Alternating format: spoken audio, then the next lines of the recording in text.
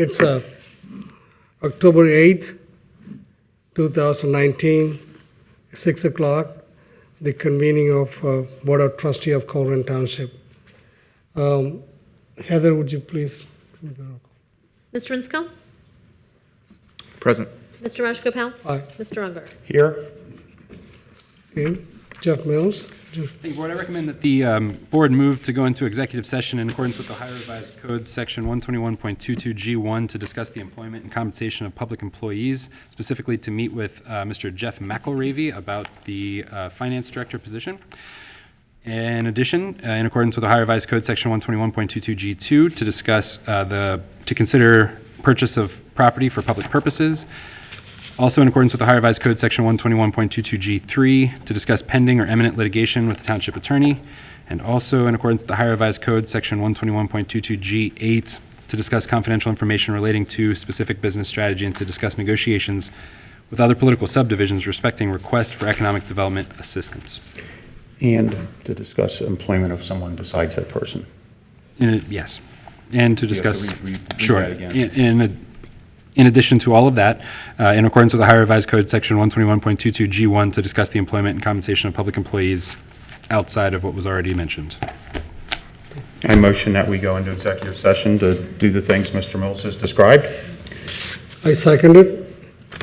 Any discussions? Not from me. Not for me. Okay. Mr. Rinsko? Aye. Mr. Rajagopal? Aye. Mr. Unger? Aye. We'll reconvene again after the executive sessions. It's please quiet, please. October 8th. Today is October 8th, 2019. The Board of Trustee of Colerain Township reconvening from the executive sessions. Have the roll call, please. Mr. Rinsko? Here. Mr. Rajagopal? Here, Mr. Unger? Here. Mr. Mills, anything to report? No, sir. Nothing. No, sir. Oh, okay. No, sir. Okay. Any discussions? Yeah, where's everyone at tonight? This is we must not be giving away free food anywhere. Okay. So, what do you want? No. Let's have the Pledge of Allegiance, please. I Pledge allegiance to the flag of the United States of America and to the republic for which it stands, one nation, under God, indivisible, with liberty and justice for all. Please remain standing for the meditation. Please keep thinking about our firefighters, our police officers, our public workers serve our township, and thinking about our senior citizens in our community, their health.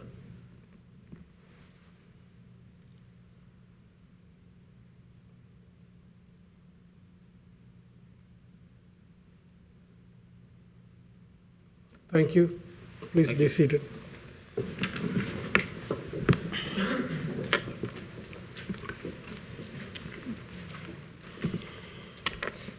The next in the agenda is fiscal office. Yes, I'd like to ask for the board's approval of the September 24th, 2019 meeting minutes. I motion that we approve the September 24th, 2019 minutes. I'll offer a second to approve. Any discussions? Yes, you got two or three, There were two typos. two typos, and you corrected those. Thank you. Yes. A roll call, please. Mr. Rinsko? Aye. Mr. Rajagopal? Aye. And Mr. Unger? Aye. All right, thank you. The next on the agenda is the presentation. Yes, sir. Thank you, Mr. Rajagopal, Board of Trustees. Good evening. This evening we begin our presentations with a very special presentation from the Northwest Local School District given by Superintendent Todd Bowling on the topic of their upcoming levy. Mr. Bowling? Thanks for being here, Todd. Thank you, Todd. Really appreciate the opportunity to speak to the trustees, and I appreciate that all three of you reached out to me so I could come and speak at some time. That means a lot to the school district, and I appreciate it very much. We like working with you guys. So do we. Thank you for the opportunity to present to you about our upcoming levy. I'm here today because of our partnership with the community. Our partnership with Colerain Township is key to producing well-educated students for a thriving community. As most of you know, we have an upcoming levy on the ballot. It will be issue 16 in November. It is important that all our stakeholders understand the rationale and the need for the upcoming levy. Just like townships and school districts, the state of Ohio has reduced our funding. Over the past 5 years, we have lost $11 million in funding that has been taken away. Northwest Local School District is one of the lowest school district taxed districts in Hamilton County.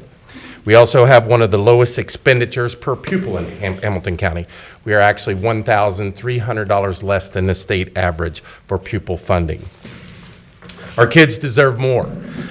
We have the second highest enrollment in Hamilton County, with only Cincinnati Public having a larger enrollment. We have over 1,200 employees, and we are near the bottom when you look at administrators trying to run the district.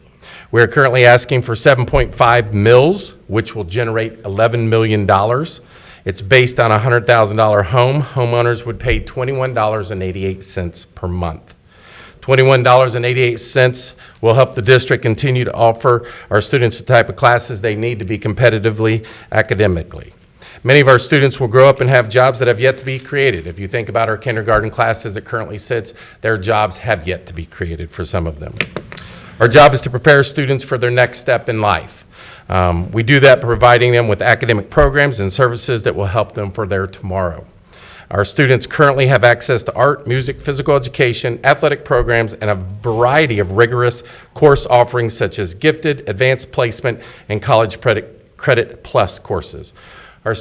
All students also have access to students that are dean of students, counselors, and nurses in each of their buildings. Passing the levy will allow our district to continue these offerings.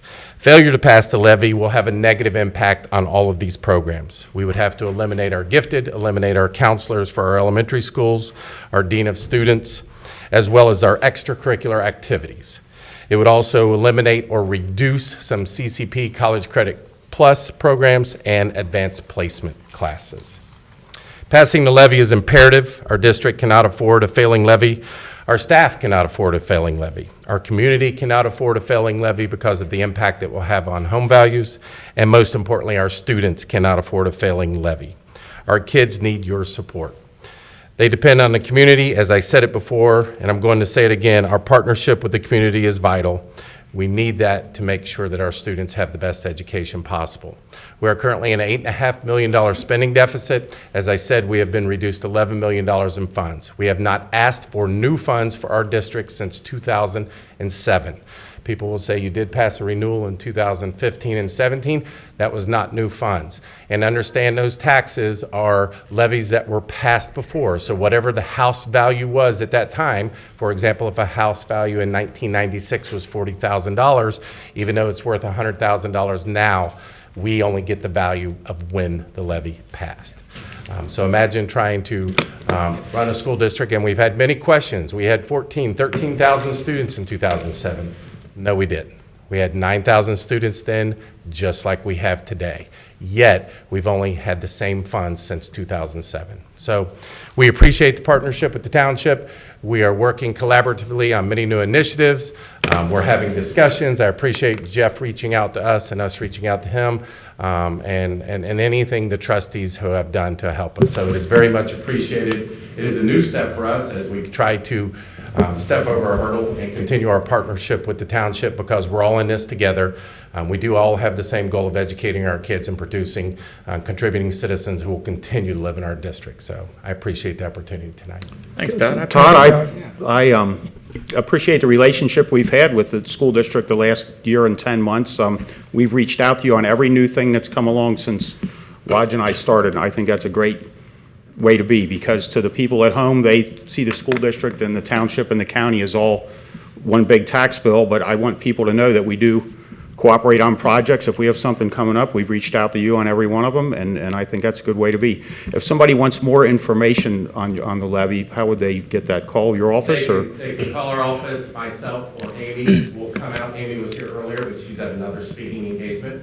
We will gladly come and visit with one person or 10 people or 100 people. But NWLSD.org or call 923-1000, and we will get whatever they need. you have any signs with you in case someone wants to take a sign with them? We have handed out all of our signs. We are looking to get more, but at this current moment, they're on back order. Nice. Oh, that's a There's good about sign. 10,000 of them out there, so I've seen them. I'll briefly say I'm a product of Northwest Local School Districts. I'm very grateful for my education, and I want kids to have more than what I had, and I think we should all want kids to have more than what we had. That's just human nature. I think it's interesting you bring up that you have you're asking for 7 mills. I wish we had 7 mills, but we just have one. His name's Jeff. Okay, Greg. That's it. I'm done. Todd, it's good. It's a good thing that you come to our trustee meetings and make this presentation. And like Dan said, Dan said, sorry. Dan said, and this first time you see that we are working together with the school district, and Jeff Mills is really getting deeply involved with the school district, and we're moving forward, and that's what we need for our community. Appreciate it. Thanks, Todd. Thanks for the time. Thank you, Mr. Bowling. The next presentation that we have on the agenda this evening is an exciting one. I hope that everybody had the opportunity to take a look at that really cool bus that's out front. Yeah. That's our new senior center bus. It was purchased with a huge grant that we received from the Ohio, Kentucky, Indiana Regional Council of Governments. They allocate federal funds.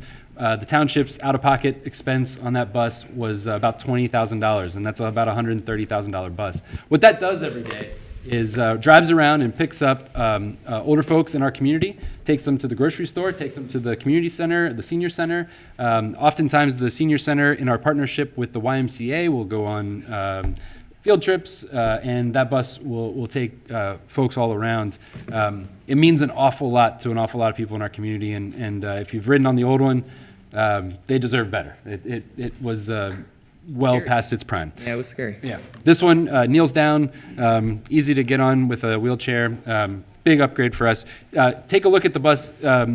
It's going to be put away in about 10 minutes. So if you Yeah, because we've been illegally parked now for about 2 hours. We don't want any fines. before we get a ticket from police, Please, don't call 321 cops on. Jeff, tell them how much it cost to the township. Yeah. How much it 120,000 plus the parking ticket originally, but because of grants. Yeah, just about $20,000, $20,000, plus or minus. it's Yeah, about original price about 130. Incredible. Yeah. Yep. Great work. Great work. Yep. That'll be Our great. seniors for- deserve it. They really do. Okay, the next item is a very special one, and I'll bring Chief Frank Cook up to the podium to handle the retirement proclamation for Mr. Reenan.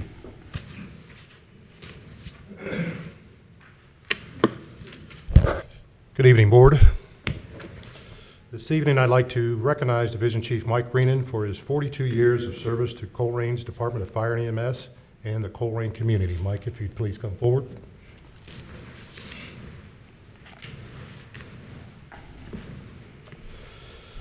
I suppose if one had to describe Chief Reenan's in one word, many who know him would say dedicated, maybe a few other different words, but I think at this time dedication is most appropriate. In total, he's actually spent 50 years responding to our emergencies. In addition to Colerain, he served the communities of Springfield Township with the New Burlington Fire Department, the Village of Glendale Fire Department, as well as traveling around the state of Ohio as a fire instructor for the Ohio Fire Marshal's Office Fire Academy, which he still currently performs that function. It really has been a fabric of his life, dedicated to serving the community and the vocation. And looking back at Mike's many years of providing public safety to all the communities named previously, he's made sacrifices in his personal life to help others in times of need. He's been pulled away from his family, ate cold dinners, and worked on minimal sleep due to calls for service in the middle of the night. Through these years, Mike has provided countless hours spent on emergency calls for service, training, meetings, public education, and public relations, and the list goes on. Mike joined the Colerain Fire Department in July 1977 and has climbed the ladder within the organization serving in the positions of firefighter, fire lieutenant, fire captain, division chief, and fire inspector. Mike has also served in the U.S. Navy, not only dedicating time to his community, but also to his country. After 42 years of service, there is no doubt the level of commitment and dedication he's provided to Colerain Township through the years. Reaching this amazing milestone truly depicts the character and integrity of Division Chief Reenan. Judy? Yes, sir.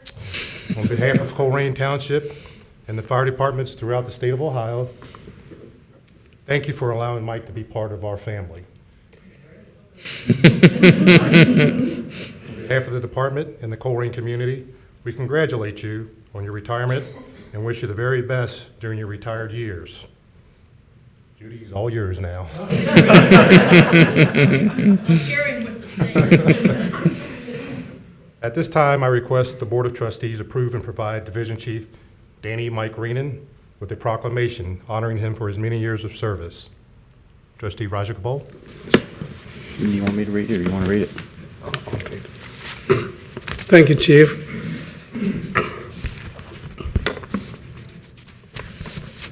This is proclamation for Danny Michael Reenan for his years of dedicated service to Colerain Township, Ohio. Whereas Division Chief Danny M. Reenan was hired on July 12th of 1977 as an employee of the Colerain Township Department of Fire and Emergency Medical Service, and whereas Division Chief Danny M. Reenan has demonstrated professionalism, allegiance, leadership, service, commitment, and excellence through his contribution as a firefighter, emergency medical technician, fire officer, fire safety inspector, employee, and friend during his tenure with the department. And whereas Division Chief Danny M. Reenan retired on October 1st after more than 42 years of commendable dedication to the fire service and the Colerain Township community. Therefore, be it resolved that the Colerain Township Board of Trustees recognize Division Chief Danny M. Reenan as an outstanding employee, and that he contributed greatly to our community during his long tenure of public service. Be it further resolved that in recognition of all that District Chief Danny M. Reenan has accomplished for Colerain Township, the Colerain Township Board of Trustees hereby proclaim Tuesday, October 8th, 2019, as a special day of recognition for Danny M. Reenan to acknowledge his contribution to our community and wish him continued success in retirement.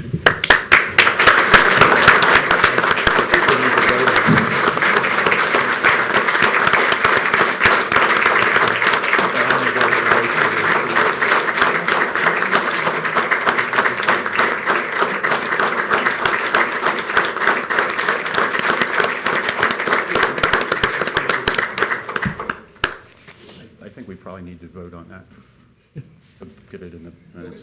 I would motion that we approve, as Mr. Rajagopal has read it. I'll proudly offer a second. Discussions? None from me. Heather? I will Heather, roll gladly call, call please. the roll. Mr. Insco? Aye, thank you. Mr. Rajagopal? Aye. Mr. Unger? Aye.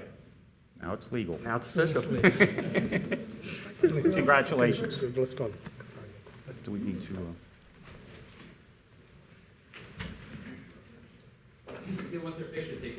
Oh, yeah.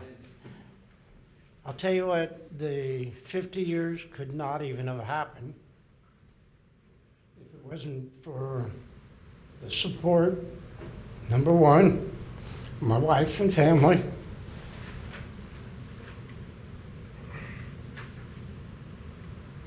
I have so many people to thank.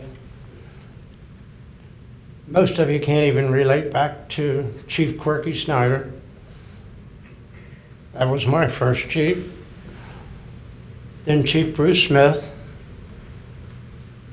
Then Frank, which I would have probably never made my 50 years if it wasn't for his influence.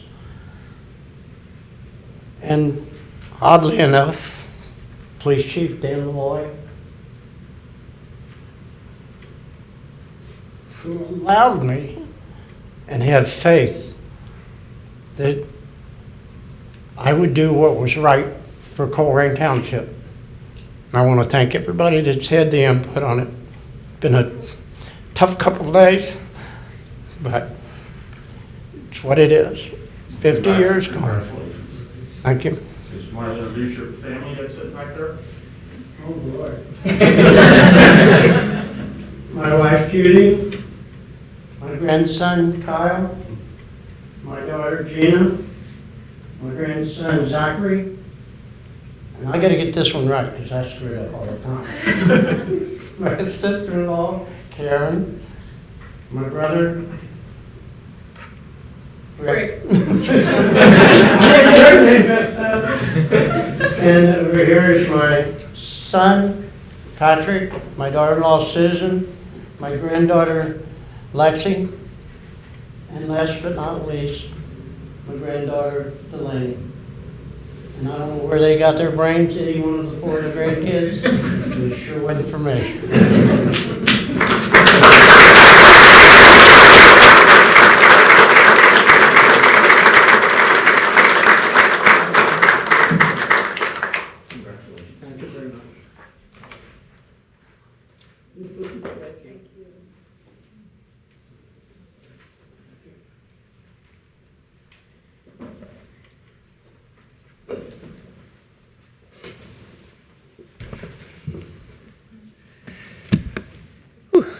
That's what dedication looks like.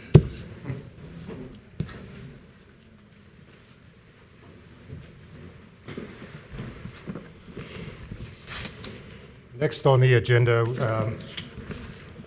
wanted to recognize Captain Grant Burns and firefighter Matt Drennan for 35 years of service, but unfortunately, neither one of the two could be with us tonight, but I would like to proceed with recognizing these individuals for their service. 35 years ago, on October the 6th, 1984, Captain Burns, firefighter Matthew Drennan, and myself began our careers serving the Colerain community as part-time firefighters. As I recall, there were about 25 of us in our fire recruit class then. Now, there's only 3 of us left. The names and faces, the complexity of the job, and the demands of the job have all changed over the years.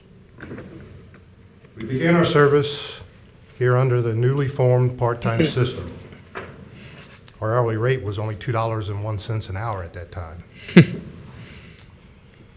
And speaking for my colleagues, we obviously didn't come here for the money, but for an opportunity to serve the Colerain community within a progressive fire department under great leadership. Over the years, we've developed personally and professionally, and are very grateful for the opportunity to serve the citizens, businesses, and visitors of Colerain Township. While they can't be with us here this evening, I congratulate my brothers for their loyal and long tenure in serving the Colerain community. Congratulations to them, even though they can't be here.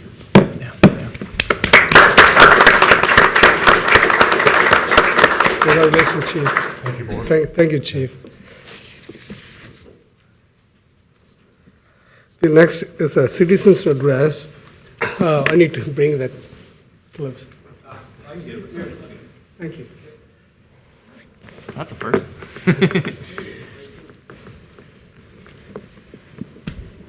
If you want, you can call him the first person you think of. No, wait, see, no. You probably hired those guys, Joe, didn't you? You hired me, Joe. Thank you. Way back then. What was I making when Joe hired me, Dan?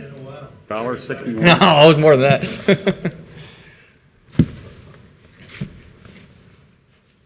Thank you, Jeff. Appreciate it. Only 5 of them? Yes, we have, like, we've been doing this. It has been a great thing that citizen address, 5 minutes, and we've been having a very, very good, meaningful meeting. I like to emphasize the same thing. I really appreciate your coordination, your help. The first on the list I got is Mr. Rich McVeigh. Good evening, Board. Good evening. I'd like to talk equal time about the levy tonight. I've been in the township for 30-some years, 31 to be exact. I had one son in the Colerain school system for 30 years. I've been paying my school taxes just like everybody else has. And tonight I want to talk a little bit about what I care about the schools. I've been involved in the schools for, the last 10 or 12 years. I chaired the finance committee. I was on the building committee. I was instrumental in getting the district to build 3 elementary schools identically, and that saved us millions in capital cost and also an ongoing expense. I was involved in helping them to reach a decision around financing to use some of their own funds, which saved the district about $10 million over 30 years. And I was instrumental in urging the district to get a laptop or a Chromebook in the hands of every student. They hadn't done that in the past. So I have a keen interest in the school system, and that's why I'm here talking to you tonight. 30 years ago, it was a different school system. There were about 13,000 students. There were about 92% of them were white, and the rest were not. Today, 51% of the school system is African American, multiracial, Asian, or Hispanic. 30 years ago, we didn't keep track of economically disadvantaged students. Today, we have about 65% in our district who are now economically disadvantaged. It is a different school system than it was 30 years ago, and I bring that up because some residents who may have been out of school for a while are not aware of that. So I care about the schools, and importantly, I think people should know that the state has a report card for every school district in the state. Students are tested. They're all tested to the same material, and they get their report cards every year. 10 years ago, Northwest Local School District tested in the bottom 25% of all schools in the state of Ohio. Over the last 10 years, they've dropped to the bottom 15% of all school districts in the state of Ohio. So they've slid. The administration and the Board of Education would like to are asking the residents to approve about a 26% tax increase, 25, 26. And they've said that if you pass that, things will not necessarily change. The programs they have in existence will continue, and that they'll probably come back in 2023 and ask you for more money. If the levy goes down, there is several cuts that they would make, and they would not transport students within 2 miles. They would take the resource offers out of the school. All this is very troubling to me because I know the school district had in July $40 million in cash reserves. They're probably going to have 28 or 29 at the end of this year. They're going to have 17 million the year after that.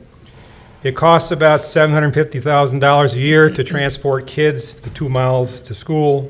They have the money to do that. They have the money to pay for school resource officers. Yet they want to tell the residents that if this levy is not passed, that will be pulled away. Now, we've had a lot of talk about the concerns that residents have relative to kids walking to school and sidewalk discussions. You guys have been deeply in that, so you know what I'm talking about. So it seems to me unconscionable that to get a levy passed, that this is what would happen. Now, all the data shows that over the last 10 years where the results have slipped, we've probably, the feds, the property tax receipts, and the state government have invested over $800 million in our school system to feed kids, to transport kids, to pay teachers, to do everything that you do in the school system. All the data suggests that money is not the answer to what's happening in the Northwest Local School District. All the data that exists nationally or on the state level says that the amount of money that you spend per student does not influence their academic results. The number of kids in a classroom doesn't influence the academic results. Those things that influence academic results are the amount of disadvantaged kids that you have in the school. So we do have 60% of those kids in our system right now. So what troubles me is that the promise we have from the Board of Education is that even though they're short money, if you renew this levy, things are not going to change. That's not good for the kids in our school system. We have kids who are underserved. When you're in the bottom 15% of the state, you're not in a good position. If the Colerain Cardinals had been winning 15 or 20% of their games for the last 10 years, what would this community be saying? This is the academic results we have. Things need to change, okay? Things need to change. And all the data would say that more money is not the issue. Our teachers are well paid. Our teachers in the top 20% of all teachers in the state. Teacher pay is not the issue. The issue is the culture in the classroom, the culture out of the classroom, and the academic processes we have in place. The township has been doing some things to exacerbate this. I mean, why do we today have 60% economically disadvantaged people in our township? Why are they attracted to that? Now, I'm not saying anything against those, but what is the township doing, okay, that brings these people into the township that have to go into the school system and be trained? So I'd have you think about that. This apartment complex on Sovereign, who said that's going to help, you know? Probably not. This one on Kemper Road where we got single families coming in, maybe that will help. But there are things, and I've said for you guys for some time, you need to have a focus on the neighborhoods. Our neighborhoods have slipped. The school systems have slipped. You can't have a strong school system if you don't have a strong community. So my urgent to you guys is that you have to keep working on the community. And I bring these points up because residents and you guys, we need to have equal time in these chambers, okay? The school system made their pitch, and I think residents need to have an understanding of other issues at play. Okay, and I thank you for your time. Thank you, Mr. Ritz.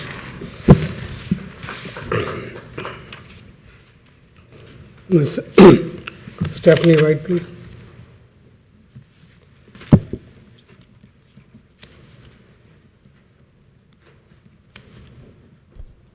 Good evening. I'd like to address a few things on the agenda this evening. One being declaring a nuisance and ordering abatement on properties. A little background on this. On November 9th of 2018, I placed 13 vacant commercial property complaints on the customer service request through our township's website. As of to date, they are still marked in progress or new. So that's 13 on November 9th of 2018, yet to have those resolved or addressed. On February 13th of 2019, I placed 19 vacant commercial property complaints. To date, those are still in progress. Just wondering why the delay on property of commercial value in our township is not being addressed. If you look through that site, you can see that things that were put in way after those dates are addressed for tall grass, junk cars. I've been saying for over a year that commercial vacant property is a problem in our township. I even went as far as to email Mr. Unger and give him a list of those properties. He informed me that the township is working very hard on vacant properties and that they are flooded with requests. remind you that those two complaints were filed in November and February, which I consider to be off months as far as tall grass complaints. I would ask that the board and the new zoning director look into those requests. I have a question about the property that the township is proposing to purchase on 6700 Schuster Court for the value of $1,500. After doing some research on this property, it was burnt in a severe fire in November of 2018. Prior to that date, it had a lot of complaints of our junk cars, rubbish in the yard. It has outstanding tax bill. And I'm just curious is why the township would find that property of value. Is there another plan for the development of that property? And the last thing I have on the agenda this evening is the approval of an agreement with an employee for our township. After doing research on him, I would discourage the board from hiring him based on his credentials. I do think he is well educated, probably a brilliant man, and would be a great asset as an economic developer to our township. He is not versed in finance and accounting. So I'd ask the board to please reconsider the hiring of that individual. And one last thing, I'd like to say hello to Mr. Jim Acton, who is a great representative of our township, and he is no longer able to attend our meetings, and I just wanted to let him know that we thank him for his time and dedication when he was here. Thank you. Thank you. I don't know. If Jim's watching at home, Jim, we're thinking of you. Hope all's well.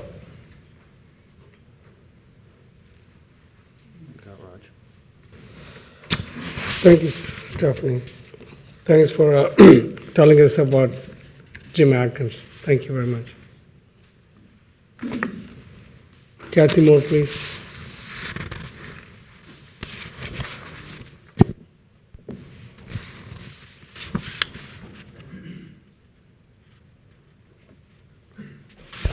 Good evening. I'll try to make this as smooth as I can, but my computer's down, so I didn't have the wherewithal to get it all typed up for myself.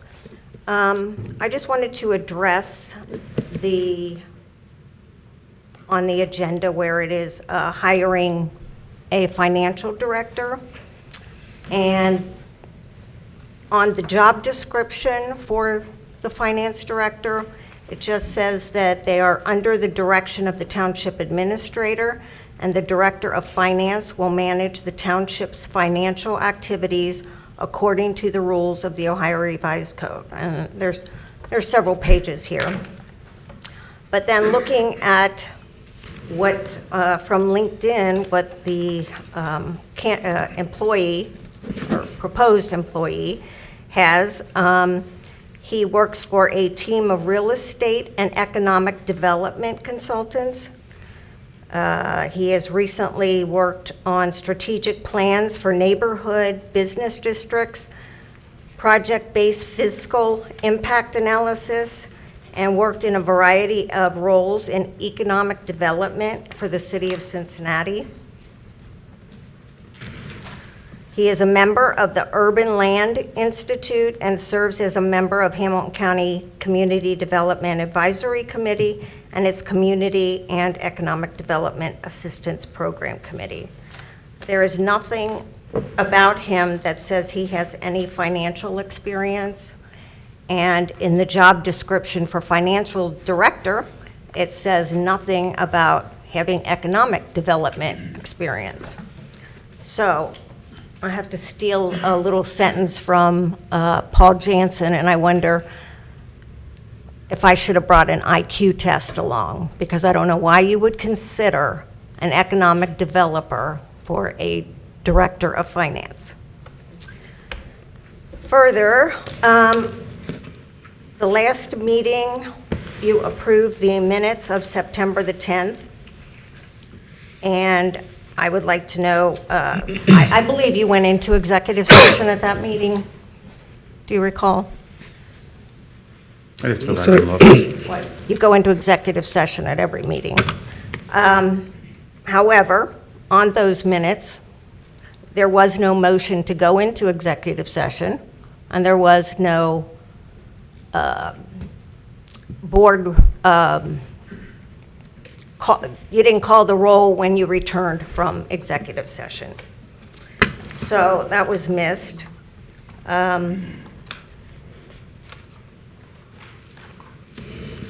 In my comments, and I would like this to be corrected, it has in the minutes that I said a town hall meeting is not a focus group, and it was just the opposite. I said a focus group is not a town hall meeting.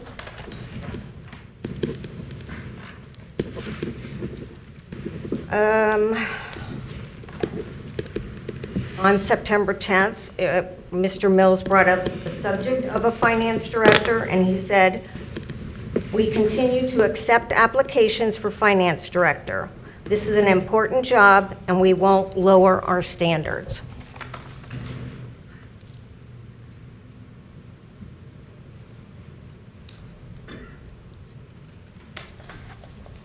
On page 9, there was a request for, to accept a $5,286.80 grant from the Ohio Bureau of Workers' Compensation. And it says, motion to accept that amount. And then later, Chief Cook explained it, and he asked for the amount of $5,386.80. And in almost every meeting, we hear that the administrator requests that the board authorize him to approve a contract. And I just wonder why the board doesn't take it upon themselves to approve contracts. Some of these are over $100,000, and we always give approval to the administrator. And I think maybe if you did authorize them yourself and sign those contracts, maybe you would read them before you approve them. On the alarm system that Chief Denny brought up, Mr. Unger said if a business has never been a problem, he doesn't want them to be compelled to register. And it was my understanding, and I have talked to Chief Denny, that everyone would have to register their alarm system. And I have asked, you encourage us to send emails and with questions. I've sent Heather an email 2 times and have not gotten an answer to a question. All she has to do is say yes or no. I asked if Kristen Berniker was related to the police officer Berniker. Kristen was hired as a police clerk at that meeting. I see my time is is up. I'll be quick. For Northbrook, in 2017, there was a contract with MKSK for $12,500 to kind of do a placemaking, some kind of study. Was that a grant? Mr. Mills, can you answer? Was that a grant from? Just say yes or no. Go ahead, Hans. You can go during his report, it's I fine. think he'll answer during his administrative report. Then the Urban Fast Forward was approved recently, and that was $25,000, and I wondered if that was a grant. And my last thing is, have any of the board members received a copy of the approved Northgate Mall contract? Has it been approved? And if it hasn't, what action is the board going to take? Thank you. The next on the list, Bruce.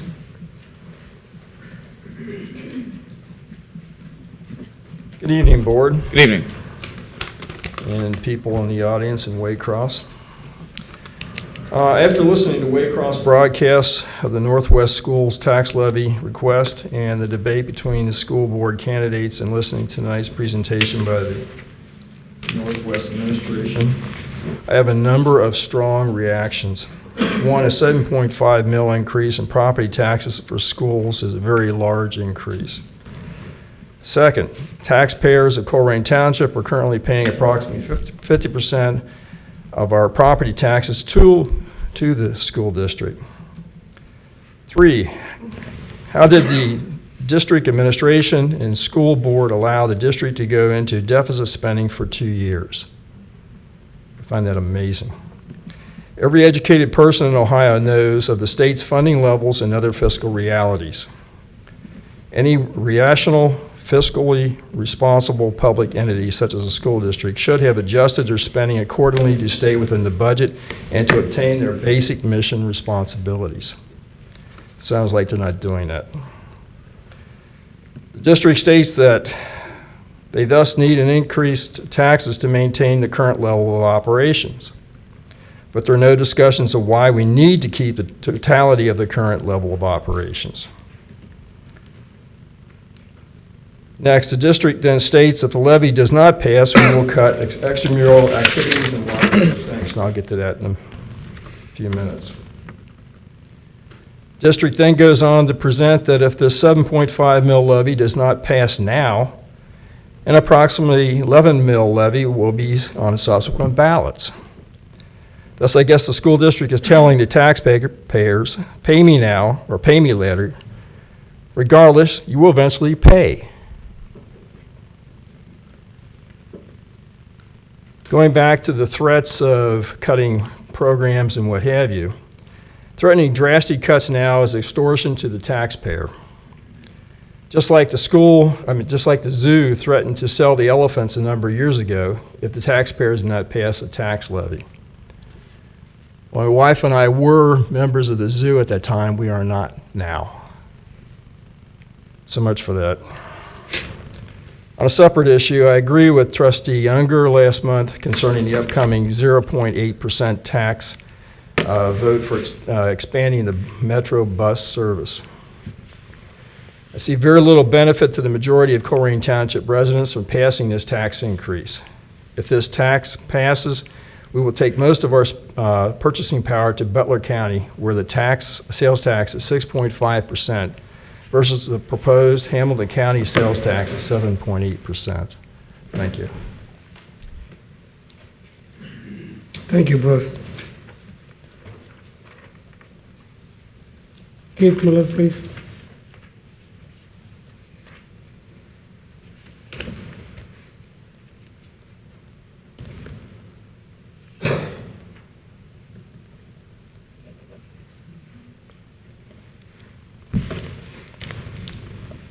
Good evening, board, neighbors. Good evening. Thank you.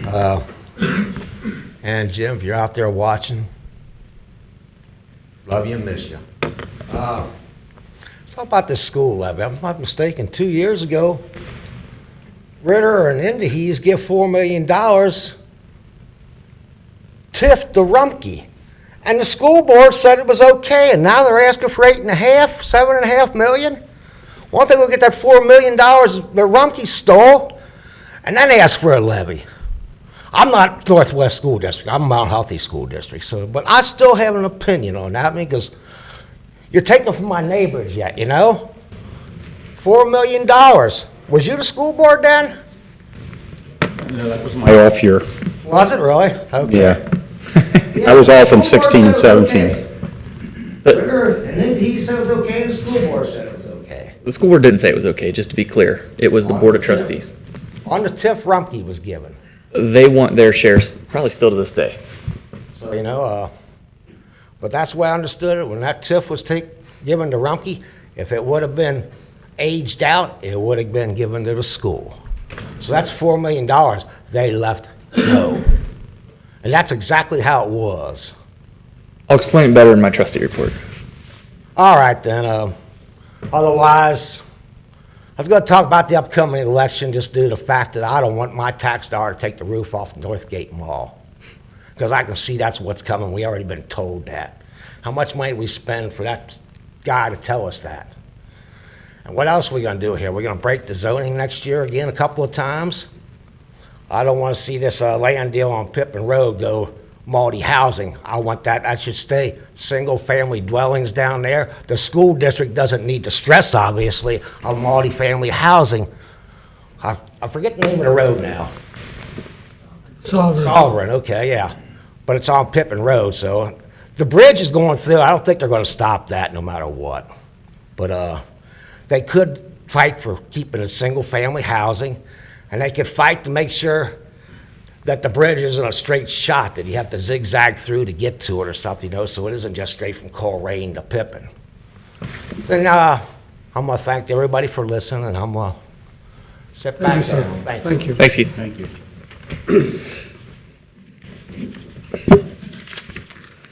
That concludes the citizens' address. Next, we'll move on to the administrative report. Thank you, Mr. Rajagopal. We'll begin administrative reports with the Planning Department tonight, and Mr. Mike Iona. Welcome, Mike. Welcome. Good evening, board members. It's my 3.5 weeks in. Still haven't solved everything I set out to solve, but working diligently to Give you one more week. Just some numbers, dashboard numbers real quick. Zoning administration, BZA cases are up this month. We've got 2 of them. Zoning cases, we didn't have any, but we do have 2 big ones coming up next month, the Abbeytown subdivision, as well as the Fireside Motel site will be proposed for rezoning. A little more on that a little later with the proposed motion. Single-family permits, we have 3. We also had 43 other permits. Code enforcement numbers, we did close 265 violations this past month. 10 of them were referred to court. We had 17 grass abatements last month. 242 tall grass violations were entered. So a lot of those were abated through the process, if only 17 actually had to go through the abatement. We had 285 property maintenance violations entered last month. As far as vacant property registration numbers go, we had we found out that there were 8 bank foreclosed properties. 3 new vacant buildings were reported. We had 5 vacant foreclosed property reservations or registrations. That kind of wraps up my report for some of the dashboard numbers. Looking ahead, as far as 2020 initiatives for the Department of Planning, Zoning, and Code Enforcement, one of the big things that's going to rise to the top is the comprehensive plan. Staff's really looking to sink our teeth into that right now, get a path forward to actually get this thing knocked out and accomplished so we can really start the fun part of actually implementing it, working with the citizens to actually get some boots on the ground, start seeing some progress. The other big initiatives that we're working on is improving our customer experience with our 3 service lines. Again, the department provides 3 critical service lines. That's the planning, the long-range planning stuff, our zoning administration, which are the permits, the zoning commission, the BZA, things like that. And then our 3rd service line, which is code enforcement.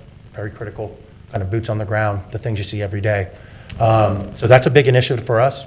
We want to improve our customer experience. And then on the backside, we want to create efficiencies on the staff side so we can process these, get them done quicker, and see what we can do there to make our department the best it can be. So those are 2 big things. I'll continue to keep you updated on those, and you'll hear more each week. So, thank you. Happy to answer any questions. Thank you, sir. Thank you. Okay, Chief Cook, do you have any report this month?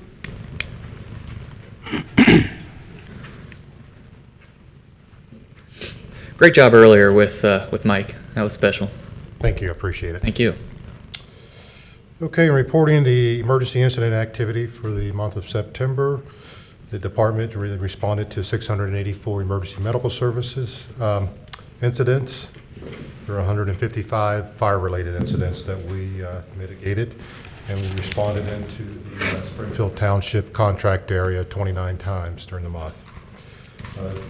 Significant incidents, building fire on September the 6th, Friday evening in the 2500 block of Crest Road. Building fire on Friday, September the 20th in the 8200 block of Royal Heights Drive. And a building fire Monday, September the 23rd into 2400 block of Uranus Court. Our total reported fire loss approximate for the month was $247,255. It's been a long time since we've had a month with that type of fire loss, but the 3 fires were significant fires that occurred. Our incident response time, the average arrival of our first unit was 5 minutes and 12 seconds. And our first unit on the scene in less than 6 minutes occurred about 72.5% of the time. The month of October is Fire Prevention Month. It is a busy month for us and our public education and our fire prevention efforts. One of our big events will occur on Saturday, October the 19th, in which we will do one of our neighborhood smoke detector blitzes, or installation events. We'll walk door to door to homes targeted in the Grospec area this year. We'll be on Martha's Place, Hingy Drive, McGrove Circle, Meadowbrook Court, and Royal Heights Drive. And actually, we had this event planned prior to the fire that occurred on Royal Heights. So it's kind of coincidental that this event occurred, especially right after the fire. Of note, the fire that occurred on Royal Heights, there was not a working smoke detector in the home. Our efforts have proven beneficial over the years, and we hope to continue our success in providing smoke detectors. The smoke detectors that we do provide are free of charge. We will install them. They have a 10-year battery contained with them, so once they're up, they're pretty much maintenance free for 10 years at that point. The detector itself will have to be replaced after 10 years. So if you don't have any other questions, that concludes my report for this evening. Thank you. Chief, great work.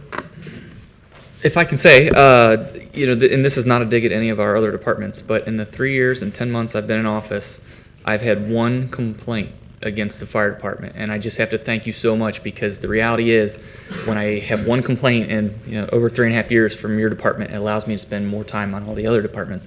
So whatever you guys are doing, just please keep doing it, because I'm glad that whoever sits in this seat next year is not going to inherit any messes. You guys are amazing, and I'm really grateful for that. Off the topic here, the fire loss, and this is just a thought I just had, and I'm probably incorrect here, but when we have a massive fire loss like that, does that have an effect on our tax base? Because I would assume if taxes are on a triennial, this might not be a question for you, the loss is not instantly recorded on the auditor page. Is that somehow calculated into our, is there any effect on our tax base when we have a huge fire loss on property? Like you're saying, this is a large month for that compared to normal. I don't believe that there's any correlation or any effect. I guess it could be future, if nothing was done to rebuild the house and the valuation of the property. Down to vacant land or something like that. Because I know obviously you can challenge, the school district from time to time will challenge, I don't know, X amount of dollars if on a loss or something like that. But it was a thought that just came out where you're talking, and I had to let it out. So again, thank you. 3 years and 10 months, that's pretty amazing. One complaint. Thank you for your How do you sleep? compliments. But, I have a very talented group of people Amen. that I work with, and I'm very, very fortunate to. Chief, when are you going to announce that we got that big award?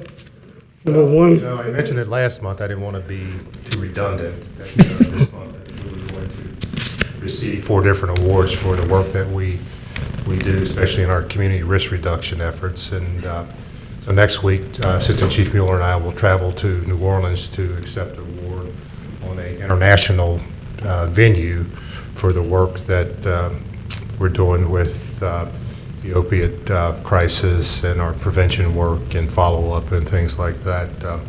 Today, we actually received an award from the People Working Cooperatively organization for the work that was conducted out in the community, not only for this year, but what we've done historically. And very nice event, and it was a pleasure to represent the community in that capacity. Frank, I'd like to mention, you talk about going to receive that award, and some people think, well, why is he doing this? And my answer to that would be, if you've known anybody or have any friends or relatives that live out of state, ask them what their fire insurance cost is. Ask what their automobile insurance cost is. We are actually a lower cost area, not just because of our fire safety efforts, but because of our ISO 1 rating. our loss experience. And when we can keep a low loss experience because of programs you have, whether it's putting in smoke detectors or whatever, it does cause your insurance rates to be a little bit lower, and you probably don't realize that unless you know somebody out of state that you communicate with, and you realize that a $200,000 home in St. Louis, the fire insurance is a lot more than it is here. And part of your efforts that people need to understand is that does keep our costs low, and a lot of people don't ever think about that. Well, over the past few years, we've experienced some rather low fire loss. And unfortunately, it only takes one or two significant fires to drive that figure up. But again, the work that the folks of the fire department do is just tremendous. And we're contacted on a regular basis from fire departments and agencies all across the country, wanting information, mimicking our programs, and just recently received. Assistant Chief Mueller just received a communique from a department out in the Seattle, Washington area, the Safe Stations program, wanting to mirror our program, wanting information. And like I said, I'm just so fortunate to have the talent that I do within our organization. There's no one any better than the organization I have here. And when I took over as chief, 2015, I had a vision not only for the department but for our community. And the one thing that I very much hold dear to my heart is the community risk reduction efforts. And I wanted to see us enhance what we were already providing, and we've been very successful in doing so, not only from the fire side, but the fall prevention and a lot of the other programs that are being spearheaded within the agency. And my example would be my annual premium is $590 for all the coverage I have. Take the coverage I have, go shop it in another city, and you'll find it's a lot. My personal is $590. You'll find it's a lot more than that, just because a lot of that has to do with our insurance service office rating of 1. We're only the second department in the state of Ohio to be designated as an ISO Class 1 fire department, and now there are 4 departments in the state. And so that's how it affects our citizens. Is we probably have a lower fire insurance cost than other communities. So thank you. Thank you, Chief. Thank you, Chief. Have a good evening. You too. One thing I've noticed over the years that I've gotten to work with Chief Cook is that he's a very humble man, and there are a couple things that I just want to underscore as part of my administrative report. One of those is, let's be clear, Chief Cook also celebrated his 35th anniversary. He mentioned it briefly, but out of the 25 guys that started 35 years ago, there's just 3 left, and Chief is one of those. We really do appreciate that. And yes, our guys are spectacular. The guys that are on the squads and on the ladders are spectacular. But over time, that leadership is developed, and it's all developed in-house. And it's developed from the chief down, and they set the standard. And they have a pattern of succession that leads to professional development within the organization that is, in my opinion, second to none. And they provide outstanding service. We are very fortunate. Amen. As I look at the agenda this evening, I realize that we are in the midst of sort of a rebirth in terms of our staffing, especially on our leadership team. I believe that we are slowly assembling a dream team. I mean, with the addition of Mr. Weckbach, Mr. Iona, with the institutional memory that exists in Mr. Cook and Mr. Denny, we are developing an incredible leadership team. Very lucky. And tonight, we're going to add to that, hopefully, with Mr. McElravy. And it's hard. I'm just going to be honest with everybody here. It's hard for me to listen to a critique of this man before he even walks in the door.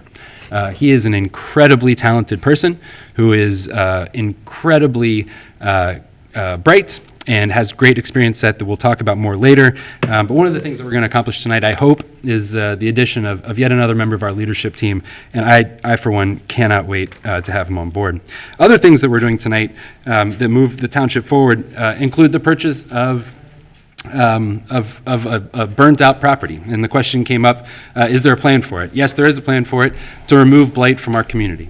It's very important that properties that are burned out and are just dangerous shells of structures that are an attractive nuisance to young folks, those don't belong in Colerain Township. And so what we're doing is spending no more than $1,500 to acquire it. We're going to demolish it and hopefully sell it, and wouldn't it be great if somebody built a house there in the future? That's called community revitalization, that's called community reinvestment, and that's what we're going to do every day of the week. It's important, and we'll continue to do that.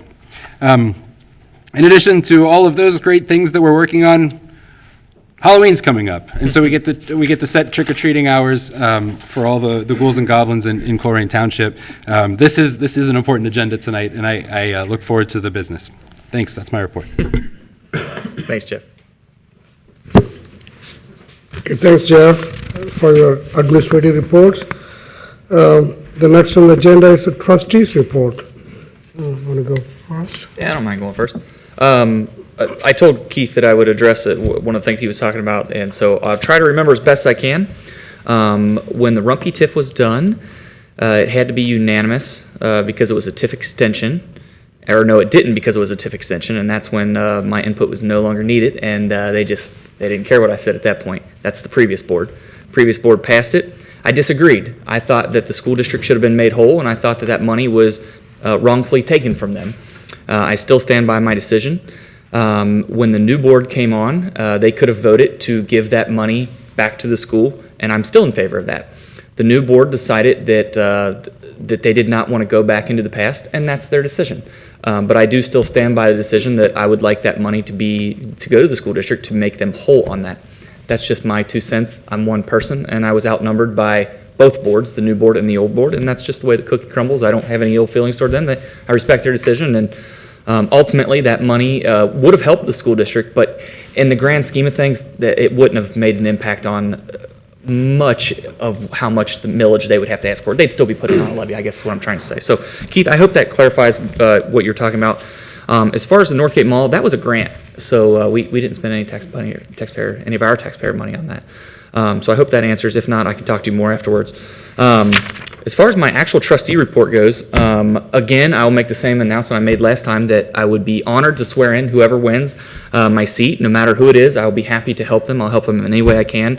Anybody can win or lose an election, but Colerain can't lose, and I'm going to make sure that no matter who wins, that Colerain will be successful. In addition to that, you guys are still playing for an all-marshmallow box of Lucky Charms. This is the rarest thing you'll ever see. I believe it expires, let me check the date, December 26, 2019, so you might want to eat it right away because you don't want that to expire. But no, in all seriousness, I'm excited for whoever fills my seat to get the opportunities I had, and you get to work with people that listen to you, a great staff, amazing employees, and you're not inheriting any messes. You're inheriting a great, I love this community. I'm really excited, and I'm going to miss it at the same time, but you will always have my word that I will help whoever fills my seat, for sure. Thank you. Thank you, Greg. Thank you. At our last meeting, I had asked my fellow trustees to take a property on Georgiana off the list because it was going to be purchased the next day, and the gentleman who was purchasing it wanted to, give him a couple weeks to get it straightened out. What has happened since then is all the junk cars are gone, the yard's cut, all the honeysuckle's out of it. He has brought in 3 30-yard dumpsters and filled them. He had the neighbor next door approach him and say, hey, I've got some stuff in my yard, I'd like to get rid of it. And so the house next door is getting cleaned up also. Nice. He's out to get his 4th dumpster. That was the house of somebody who hoarded. It was stacked to the walls and the ceilings with stuff. So I appreciate you guys giving this one person who bought this house a chance to get it cleaned up. And well, thank you for going the extra mile. Sometimes if you just go out and talk to people, you can encourage them. And one house cleaning up leads to the houses next door getting cleaned up, and I think we're going to have a real success story out there. I spoke to him yesterday about this, and I'm just as excited as can be for him that he's putting money into this building and getting it turned around. As far as Greg's comment, when I started here in January of 18, I don't want to go back in time and undo what other boards have done. If I was going to do that, you could go back a lot further than the Rumpke TIF. There's been things going on here for 30 years that I've discovered in my research project that could have been done differently. The Metro sales tax that Bruce talked about, just so people know, in fact, I was contacted by Mayor Cranley, who's a nice, reasonable man, and I appreciate his straightforwardness. He told me that's going to be on the ballot at the March primary, because it's his feeling that with the presidential primary, the one party, the candidate's pretty decided, the other party is going to have a lot of folks turn out, and he feels like that those folks will be out there to support increasing the sales tax up to 8%. Any city that I know or county that has an 8% sales tax is pretty much, I can't think of one that's not in a giant financial emergency and upside down and drowning in debt. So we don't want to go there. One of the things about Queen City Metro is I don't think their future plan takes into account that people they don't take into account Uber and Lyft and other ways that people get around that don't own cars, and whatever else comes along in the next 5 years. The city has promised a 3/10 reduction in the city of Cincinnati earnings tax. Yes, I think that's on the ballot this November. I'm not sure, but I thought that I saw that it was. But it's contingent on this thing passing in May, and I can't imagine that current city council not going back after that 3/10 sometime soon. Comments about our zoning. This board of trustees has ramped it up more than ever, and I really, we had a comment that somebody is concerned if we're addressing the neighborhoods. We have issued more citations than ever, and just like the Georgiana story or the story on Schuster, we're working hard to get this place cleaned up. Apartments on Sovereign. It's my understanding all along that property was zoned for apartments, and that's out of the control of this board of trustees to change that. At this moment in time, yeah, I mean, Yes. previous board could have adjusted the zoning designation. But when that guy bought it, it was zoned that way. Yeah, right. So we can't, that's beyond us, is my understanding. If there's something else, then I need to know it. The other thing about going back to the sales tax thing for a minute, if they raise it to 8%, are collections really going to be more than 7%? Is that static? Or do people who are always looking for spending a little less money, do they go to Butler County? Do they, even though most online companies are supposed to charge sales tax, a lot of them don't. And I think it's going to be a wash. I don't think collections are going to be that much more at 8% than 7%. It's sure not going to be a whole percent, and I don't think Metro's taken that into their formula for this. The Schuster Court thing, I guess we can discuss that, but since you brought it up, that property was condemned by the Board of Health. The owner has been deceased. The owner deceased before the house burned, is my understanding. The house burned in November, and the owner deceased in maybe August of that year, and it went to the Port Authority. Was that the Port Authority? So it's actually into their hands. It was forfeited on August 19th. So we're not that far off from trying to get something done with it. I'm sure that that little cul-de-sac doesn't want any more visitors, but if you go over there, it is a horrible situation. It's a real safety hazard. The roof's gone. There's burnt timber standing. If somebody was to go in there and stand on the floor, the first floor of that house, because it has a basement, I'm reasonably confident they would go through it. And we need to get that under control as quickly as we can. And I appreciate your taking the leadership on it and trying to get all this organized. I know we've batted back and forth about it a little bit, but that's not just a nuisance. It's an extreme safety hazard, and it needs to be addressed as soon as possible. And with that, I'll make one little, today's safety tip is sometime before our next meeting, everybody's furnace is liable to cycle on for the first time. And I would encourage you to just sit there and watch it cycle a couple times and make sure that you sense that it's operating properly, and please don't hesitate to call somebody on a non-emergency line from our fire department. If you think it's not, have it serviced, change the filter.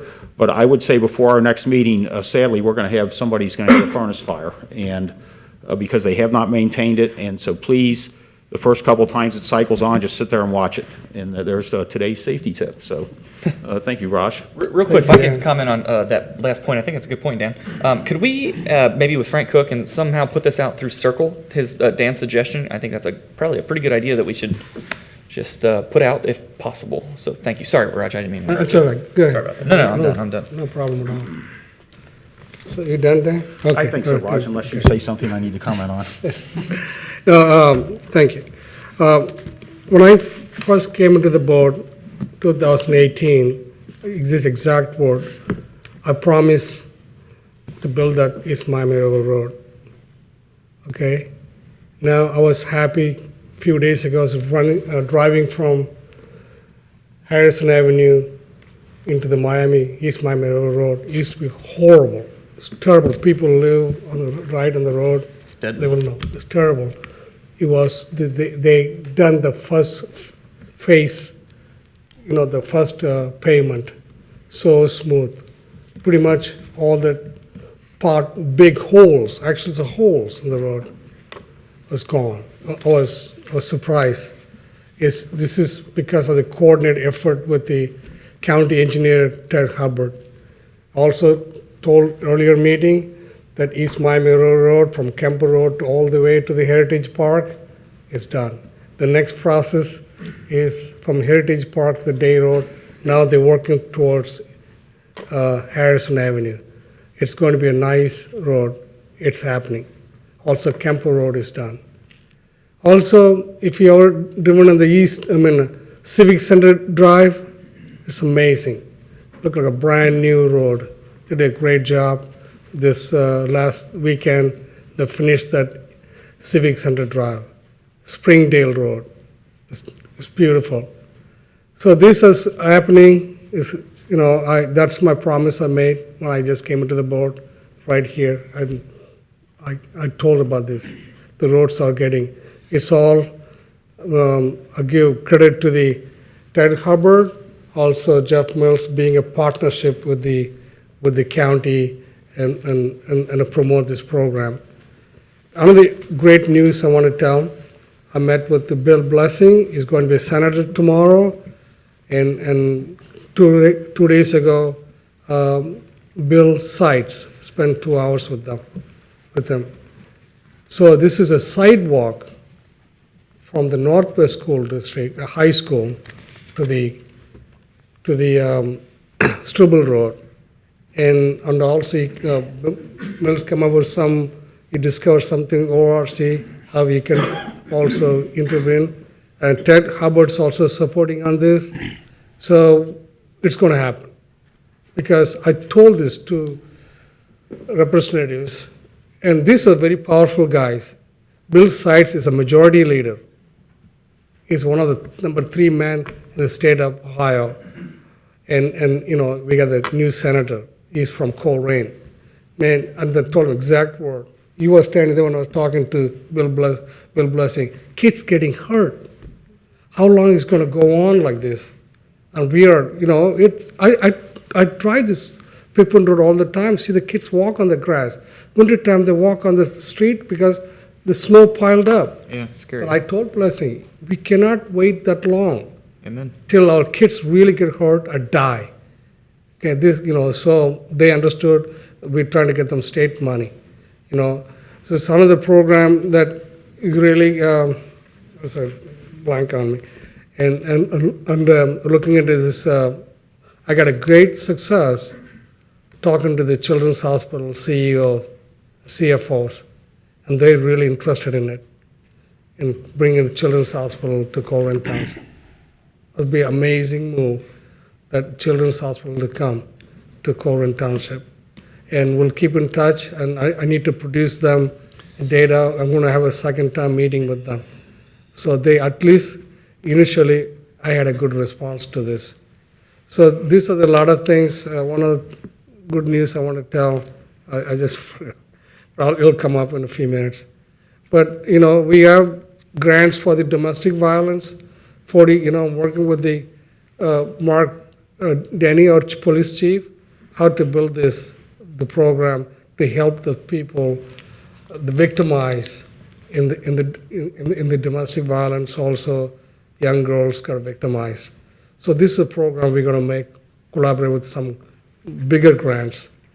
These are the reports I'd like to meet. And also, Lori, you brought it to the lighting district for the growth bag.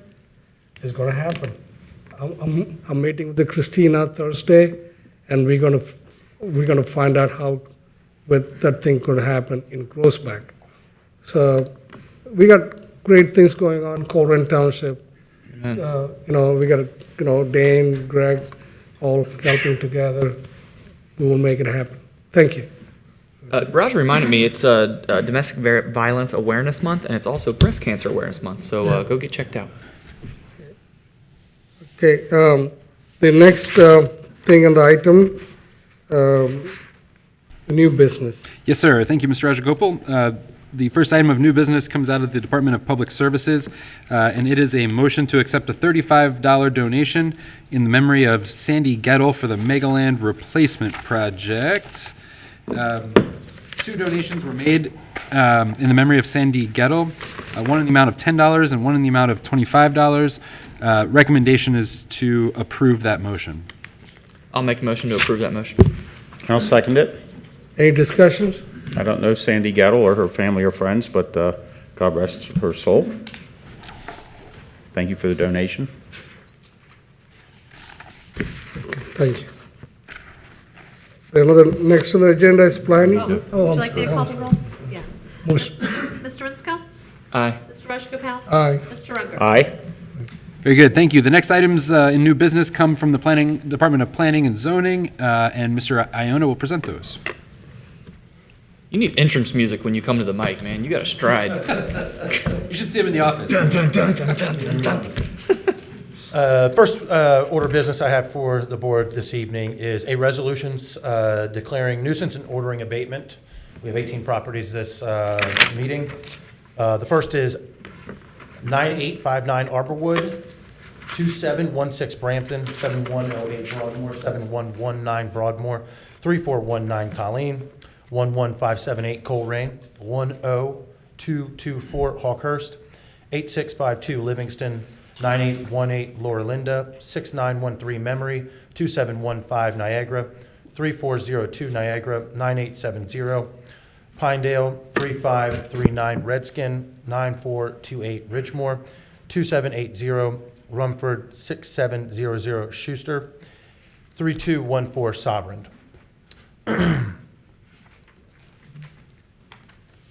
I would motion that we approve that resolution I'll offer declaring nuisance and ordering abatement. Second for what Dan just said. Any discussions? Besides Schuster Court being burned out, it's also got grass all over the place and junk cars, and We'll continue to hit that. we're going to get it cleaned up. No other discussion from me. Great job, Mike. Heather? Roll call, please. Mr. Rinsko? Aye. Mr. Rajagopal? Aye. I'm voting for you too. And Mr. Unger? Aye. All right. The second order I have for the board tonight is a motion to authorize the township administrator to execute all necessary documents to purchase property located at 6700 Schuster Court for an amount not to exceed $1,500. I do have a couple updates here. So this property has gone to the land bank. It went through a sheriff's sale, so it was not bidded on at the sheriff's sale. Went all the way down to the land bank. Authorization of this motion will allow the township to take ownership of the property and conduct the demolition and the removal of the vehicles and all the other rubbish and nuisances on the site, and actually bring it back to a green space that could be redeveloped. I think this motion, though, is just to execute the necessary documents to purchase the property. Yes. This one doesn't authorize the demolition. No, it doesn't. I was just giving a little background. Yeah, So I'm sorry. So right, this motion does just authorize the purchase of the property. Got it. But what the purchase will do is it's going to allow us to go ahead and proceed with the demolition as if it's our property, the township's property. So we can do that and then remove the vehicles as well as the other nuisances on the property. We've been authorized by Hamilton County Community Development Block Grant to go ahead and be refunded this money for the actual purchase of the property, as well as all the funds that we would spend as a township on the demolition and abating all the nuisances on the property and bringing it back to a condition that could be redeveloped. So that's a positive there. Staff has been moving very fast on this. We've already sent out a request for quotes from contractors. So we expect to have those in the next couple of weeks. So we'll know who we can select to go ahead and do some of this work for us. And again, we're moving as fast as we can, using all of our resources to go ahead and get this taken care of as soon as possible. So again, that's just an update on progress to date. Again, the motion before you is to authorize the administrator to execute all necessary documents to purchase the property, and we're recommending adoption of this motion. A motion that we do such a thing? I'll offer a second. Any discussions? Not from me. Thanks for working on it. That's a great thing to have thrown on your desk on the first day, isn't it? A lot of moving parts there, but we'll keep hustling. So. I know I've been over there 5 or 6 times talking to various neighbors, and one of them already expressed an interest in buying it because he's got a family and grandkids and stuff, and he would like to build a bigger house on that lot. But he'd have to obviously buy it when we go to sell it. But yeah, so there is interest back there, and that would be the greatest thing to put a new house back there. Wouldn't that be neat? Yep. No other discussion from me. I think it's very important that we have to be very proactive.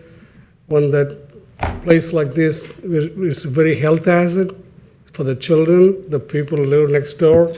We're spending thousands of dollars for any other beautification, everything, but we have to focus on the neighbor, the people where they live. That's very, very, very important.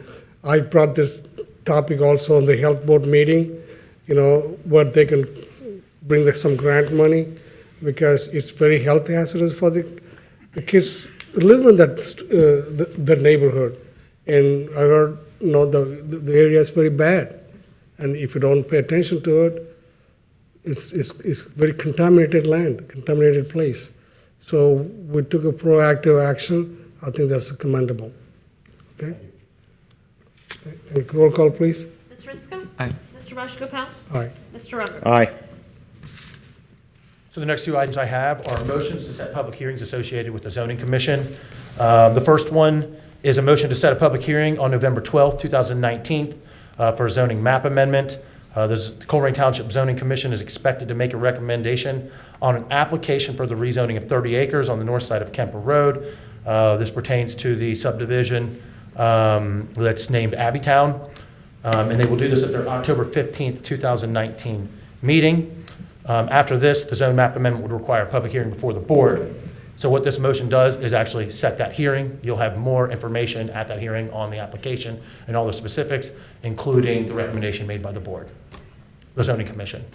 So staff is recommending adoption of the motion for a public hearing to be set for a zone map amendment for zoning case ZA 2019-06 on November 12th, 2019 at 7 p.m. in the Colerain Township Trustee Chambers. We have such a motion on the floor. I will motion for it. I'll offer a second. Okay, discussions? That meeting that night starts at 7. That will fall sometime during the agenda. So the hearing won't be exactly at 7. It'll be whenever it comes up on the agenda. So please attend that meeting if you have an interest in that. No other discussion from me. Okay. Roll call, please. Ms. Rinsko? Aye. Mr. Rajagopal? Aye. Mr. Unger? Aye. Okay, so the last item is, again, a second motion to set a public hearing on November 12th, 2019 for a zoning map amendment, case ZA 2019-07. This is a recommendation for the, this motion pertains to the rezoning amendment for the Fireside Inn and Colerain Community Resource Center. Again, the zoning commission will take action to make a recommendation on October 15th. And what this motion does is set a public hearing for the Board of Trustees. Staff is recommending adoption of this motion to set the public hearing for the zone map amendment for zoning case ZA 2019-07 on November 12th, 2019 at 7 p.m. in the Colerain Township Trustee Chambers. We have such a motion. I would motion that we do such thing. I second it. Okay, any discussion? Not from me. Roll call, please. Mr. Ensco? Aye. Mr. Rajagopal? Aye. Mr. Rondo? Aye. Board members, have a good evening. Thank you, Mr. Arana. The next items of new business on the agenda are in the Administration Department. The first one is a motion to authorize the Township Administrator to execute an employment agreement with Mr. Jeff McElravy to fill the position of Finance Director. As was mentioned earlier during Citizens' Address, this has been a difficult role to fill, and indeed, we were not willing to settle for anything less than the best. Mr. McElravy would be here this evening. He is a father also, and his wife is out of town, and so he is with his son and was not able to stay this evening. But let me tell you a little bit about Mr. McElravy. He attended Ohio State University.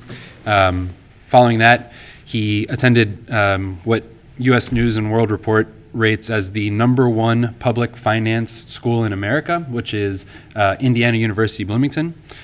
When he received his master's degree in public finance from the #1 school in America, he then went to Chicago, where he worked for the Government Finance Officers Association, consulting with local and state governments across the country on how to implement best practices as finance directors. He did that for 4 years as a consultant. And then he was recruited back to Cincinnati to be a part of their economic development strike force, is what they called it, to work on major projects in downtown Cincinnati and get them across the finish line. He rose in that organization through his 11 years with the city of Cincinnati to become a department director in the city of Cincinnati, one of the very top leadership positions in the city of Cincinnati. He was the director of trade and development on an interim basis. That's pretty impressive. In addition to all of that, I have had the ability to serve on different boards with Mr. McElravy, and I can attest that he is of impeccable character. He is a detail-oriented person, and he is a very good person. He very much has the skill and ability to do the job. So my recommendation is to move to authorize Township Administrator to execute this employment agreement with Mr. McElravy. The wage for the job is $47.12 per hour. He would be in a probationary status for the first year, as per Section 5 of the employment agreement, and we are looking forward to his arrival here. I would motion that we authorize you to execute an employment agreement with Jeff McElravy. I'll make a second. Any discussions? Yes, he seems like a very brilliant individual, having spoken with him, and I think all the different experiences he's had in life, including all his financial background and his master's and all that, I think that helps when you're looking at township finances, because you realize what that money is for. Yes. And you might look at an account and go, you know, when I was at Cincinnati, it was different than it is here. Why are these amounts so different? Hey, is this right or wrong? And I think it'll help him to recognize, as opposed to just looking at a sheet of numbers and being a math guy.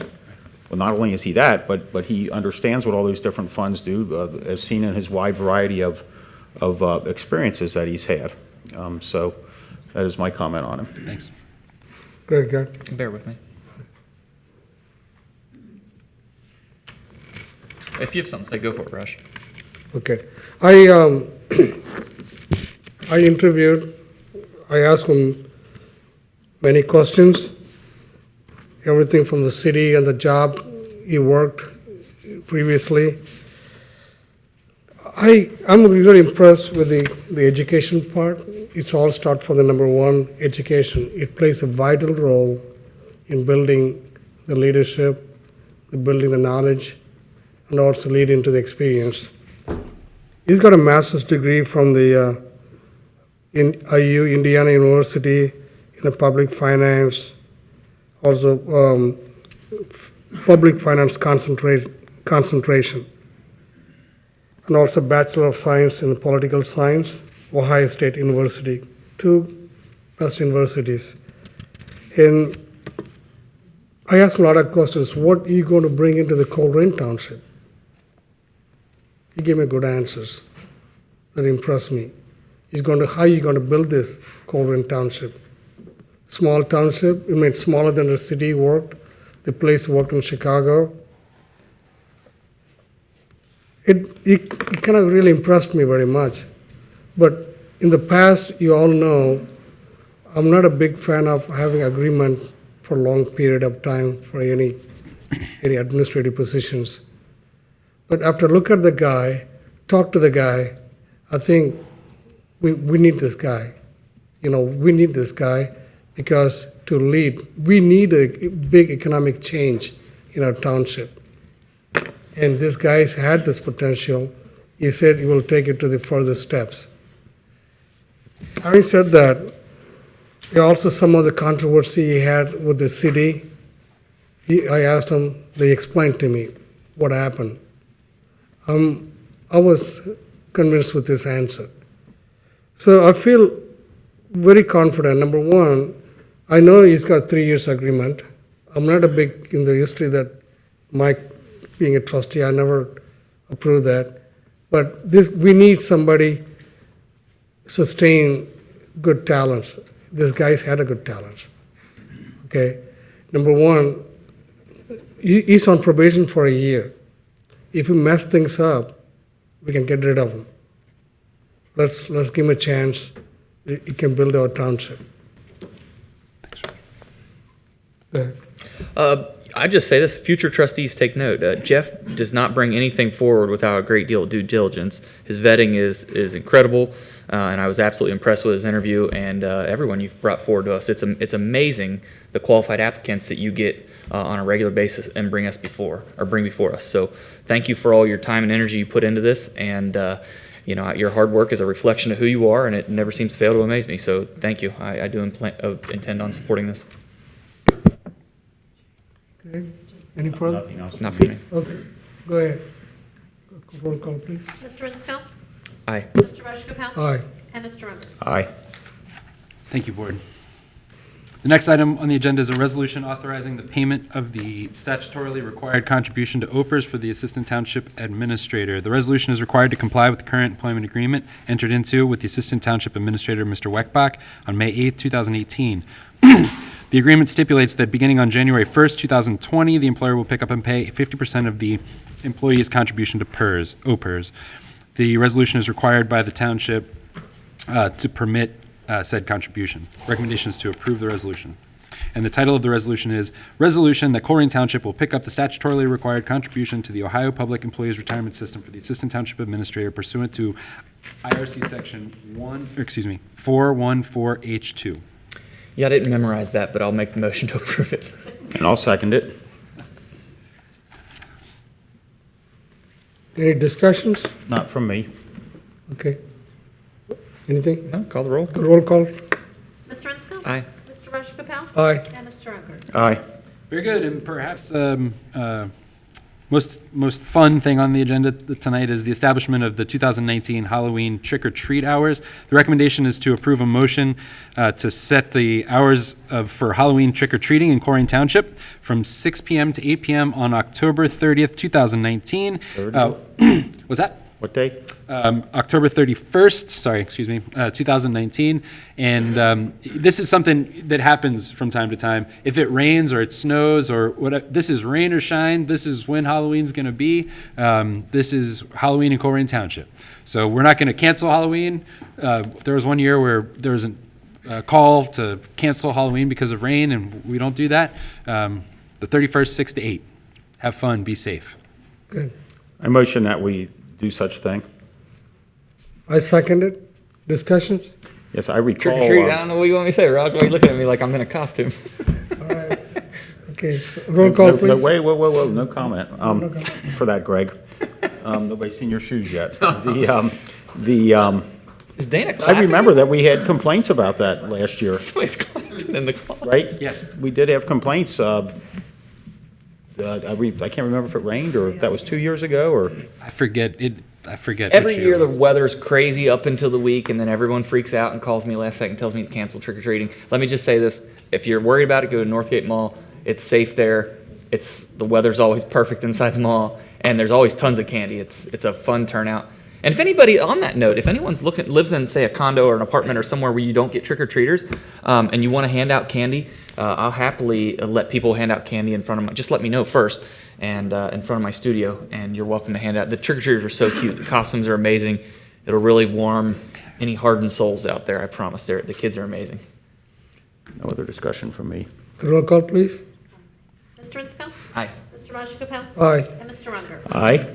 Great. We only have one item on the consent agenda this evening, and that is a contract that I signed with Council on Aging for senior services.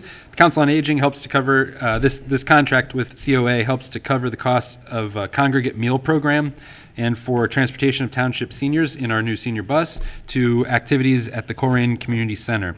The total township cost of these needed programs is $4,842, which is the match for a $33,143 program. So we're leveraging $4,800 from the township and getting $33,000 worth of service. This is getting meals to folks that are unable to get out. Very important service. So recommend adoption of all consent agenda items. I would motion that we would adopt the consent agenda item. I second it. Discussions? Any discussions? There are a lot of folks that can't get out. That's right. And if you're one of them and you're able to watch us on Waycross or find out through other methods, please call the township if you have that issue. That's why we provide this service. And people that can't get out, eventually they end up in a retirement home or something, and that's a lot bigger cost to society than coming up with $4,800 that might help somebody stay in their house for another year. So I think it's a good program, and it's a good match. As I've always said, go out and find grants for these items, and you have done that once again. So I have no other comments. It's a very simple thing. We need to take care of our seniors. Fundamental things. We are obligation to take care of our seniors. And this is a great program. And we got a new bus and new program, and that Aging on Council is a great organization, be a partnership with. I think it's great things happening for service for the seniors. Maybe this is a good time to bring up, check out the schedule at the community center. There are so many events and things to get your loved one in, or even maybe some of you, if you'd like to get involved. Just seniors should have seniority, and they should be taken care of. Theoretically, they've been paying taxes the longest, and you should look out for them. And I'm really proud of the last 4 years, or last 2 years specifically, all the programs we've been able to bring back and all the things we've been able to do for the seniors, improvements to the community center, opening it back up Heather, what was it before? It was just the community center? You used to yell at me because I used to call it the community center or the senior center, and you said, no, it's the community center. I did. Yeah, it's okay. But no, time. So much, we were trying to make it so much more, and Yeah. invite everyone into the community. Yeah.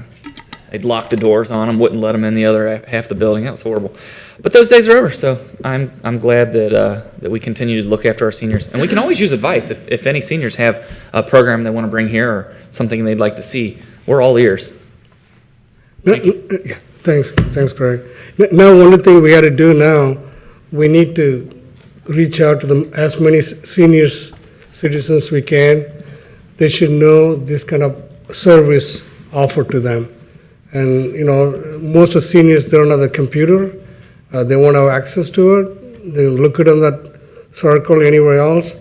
Maybe we send them some kind of brochure about this program to mail to their house. Some people, they don't know. Two people I know of, I told their daughters about this program.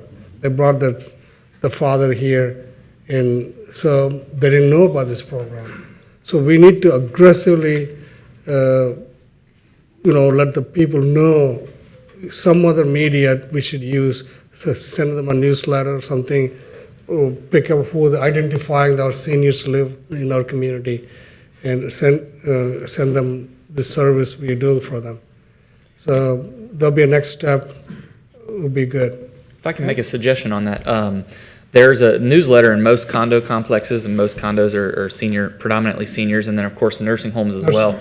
And I'm yet to meet a condo association that isn't willing to put a little, blurb on there about using the community center and the services we offer. And the YMCA does a great job promoting it as well, and the programs and activities they offer in our building as well. So, yeah, I mean, I would certainly support a targeted mailer if we can. If you want to look into the budget on that, I would support something like that. But other than that, we have our marquees we can use on our signs. I mean, you'll see on the marquees, it'll say when the trustee meetings are.